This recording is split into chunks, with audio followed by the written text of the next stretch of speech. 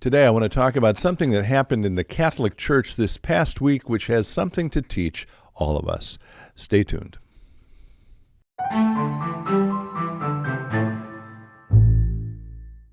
Hello, friends. Pastor Tim Westermeyer here, Senior Pastor of St. Philip the Deacon in the western suburbs of Minneapolis. Good to be with you as always. Last week's episode, if I'm not mistaken, we talked about All Saints' Day. If you didn't have a chance to catch that, we'll link to it here. I'm thinking about that this week, the week after All Saints, because something happened on this All Saints' Day, November 1st, 2025, which I want to reflect on for today's episode. And that something was that this gentleman, John Henry Newman, was declared a doctor of the church. That's a Catholic designation. Doctor in this case doesn't mean a medical doctor, but a teacher of the church. That's significant because in 2,000 years of Christianity, only 38 people have been declared doctors of the church by the Catholic Church. And I thought the fact that that happened this past week was worth noting. Again, I'm the pastor, gratefully and happily, of a Lutheran tradition, but I don't think it's a bad thing for us to pay attention to what our Christian brothers and sisters are doing in other traditions, including our Catholic brothers and sisters. And so I want to just say a couple of words about John Henry Newman. He was an Englishman. He lived in England, therefore. He was born in 1801. He died in 1890, so his life basically took up the entire 19th century.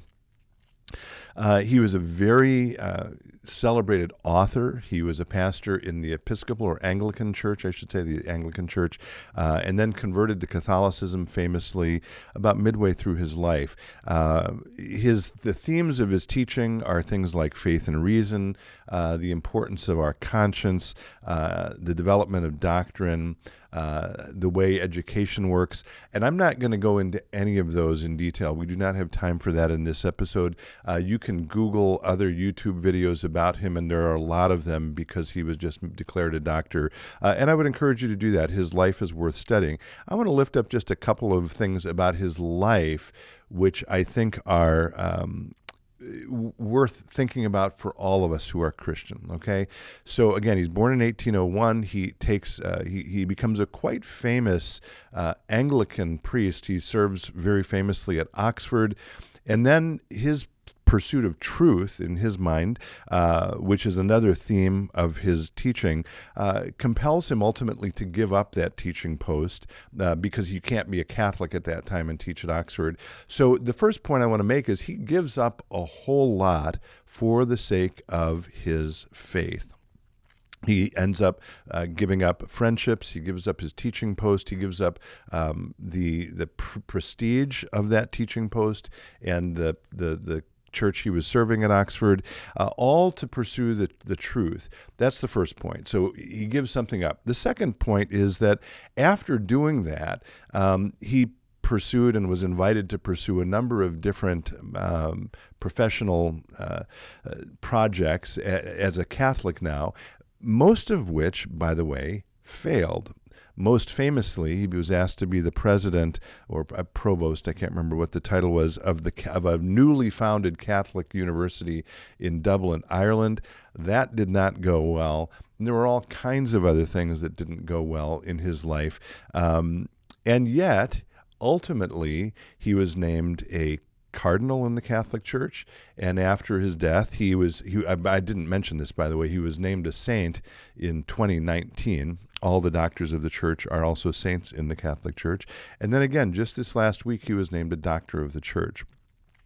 So for us who share his Christian faith, it makes me pause to reflect on, I guess, those 2 points for us. First, is there anything that we are willing to give up for our faith, as he did?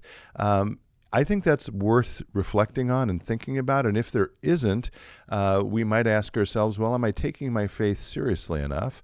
And the other is, if we are finding ourselves in a place of dejection or frustration or despair, I think John Henry Newman is actually a wonderful model to remind us that through God's grace, we might actually be accomplishing far more than is perceptible to us, even if what we are doing seems to be failing. In the long run, we might actually be impacting all kinds of people's lives in ways that we cannot imagine or comprehend. So I give thanks for his life. I don't think I've ever mentioned him in any of our podcasts before. Maybe I'm wrong about that. This is a huge, sort of very famous biography of him. He was celebrated again, not only as a great thinker, but as a great stylist of English prose. And I think his life has a lot to teach all of us at any time. So today I give thanks for his life and witness. I encourage you to study more about him, and I encourage you to reflect on those questions in your own life. Is there anything you're willing to give up for your faith, and to trust that God is using you for a purpose greater than yourself, even if you can't always see it? As always, thanks for being with me. Be well, stay in touch, and God bless.